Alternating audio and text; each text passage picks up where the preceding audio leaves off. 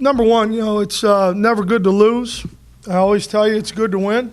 Well, it's not good to lose, but at the same time, we've moved forward with that, and it's going to be great playing at home in front of our fans and our loved ones and all those things, and being back in San Diego. And we have quite a challenge. Utah State team that's very athletic, and Burrell, the quarterback, is a guy who's made a lot of people look silly. He's a fun guy to watch. Excuse me. Fun guy to watch, but not to defend. So they're a good football team. Went into Norman and lost by 7. Had a chance to tie the game in the fourth quarter, but we got our work cut out for us. Wow.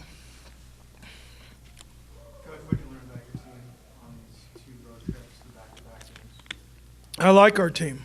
I like how they fought. I like how they represented themselves as a team, how they played together. I like how they travel, their demeanor and businesslike and all those things as a coach that you get a little paranoid about, and you're nervous about. It was good to see how our senior leadership did a great job.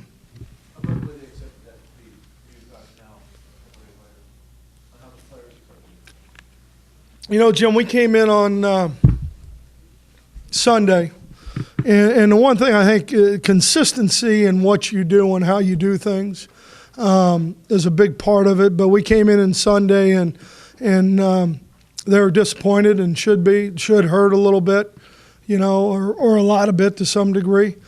But they also understood there were plenty of opportunities we had, that we have to take advantage of and that we have to execute. And they did a great job in here in the weight room, and then with what we do practice-wise. And yesterday on their day off, there's a ton of guys in here getting a jump start on Utah State. So I think they've done a great job. Coach, your post-game comments, at least what I read in the paper, were pretty direct. Sure. Something to the effect of, we don't know how to win this game, something like that? Well, no, I mentioned about belief and believing in themselves, and because that's what – from the neck up is where this game's played. You've worked your tails off and done everything you can do. And I thought that, as we entered the game, I don't know how much belief we had, but as the game started, I thought we had a great belief. And then I thought, we learned that you got to execute. And, part of believing is executing. Coach, last year against BYU, it's kind of similar situation. You guys almost beat the number 8 team in the country, whatever, BYU. Last week, kind of same deal. You almost beat a ranked team on the road. Against BYU, you said there were no moral victories. Last Saturday, do you feel like maybe that was a moral victory? No. It's the same. I mean, Ed, you play to win. And, that's cliche and all that, but really, that's why they keep score. How does the program win those games? Because for the last decade and a half, it's Play better, and execute. I mean, there's no real magic formula. It's, but I think you also get skewed in your perspective. It's one of 12 opportunities. It doesn't matter if they're a ranked team or if they're J.E. Prass Elementary. That's where I went to elementary school. But, I mean, it really doesn't matter. I mean, you're playing a game. You're playing 60 minutes of competition. And each guy has to compete at its highest level, and then and you put yourself out there and see what happens. I think sometimes, and I know that, there's way too much made about who you're playing. It's really about how we play. It doesn't matter who we're playing. It's about how we play, how we treat each other, how we're accountable to each other, how we respect each other, how we prepare as a team.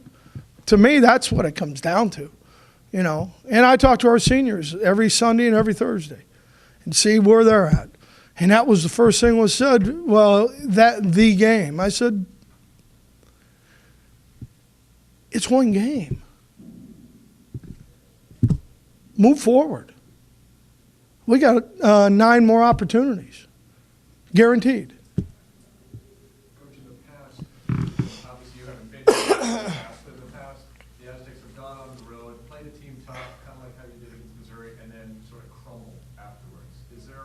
signs that this team is No. going to fall into something like that? Why? Because it's happened for 50 This is a years. different team. I think this is the 87th football team at San Diego State. It's a different team. It's different leadership from the senior class. It's a different expectations that they have. It's a different feel, you know. And you know, I've been doing this pretty long. You know, not a head coach real long, but you know, you sense how your team feels and they're where they're at. And shoot, I like our guys. I like the hell out of them. You mentioned different feel. I would think a Sky Show crowd is a different feel from a normal home game. Yeah. Can you comment on that, please?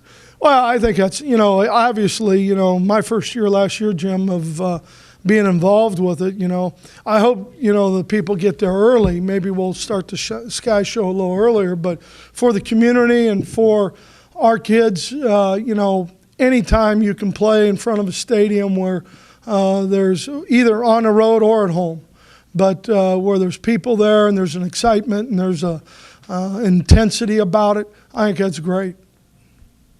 Will you stick around for the show? You know what? I saw a little bit of it last year. That's enough. I'm sorry? That's enough. Well, no, it was good. No, I think it's great. Don't get me wrong. I've got some other obligations. Coach, after the game, you talked about, Excuse me. you said you felt like the staff needs to do a better job coaching. Sure. Can you reflect on that a little bit on what Well, you can't have you can't have a substitution penalty after a timeout. That's coaching. You know, fundamentals and techniques. If we're not, when you grade the film and you look at it, and we're either number one, not executing the way that we're taught to execute, then maybe we need to teach it differently or teach it better. Or if we have missed assignments, you know, and that starts with me and it goes to every other coach on this staff.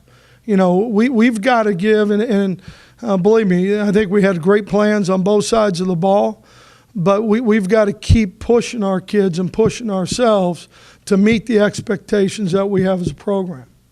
And that's always, you know, it always starts when you lose.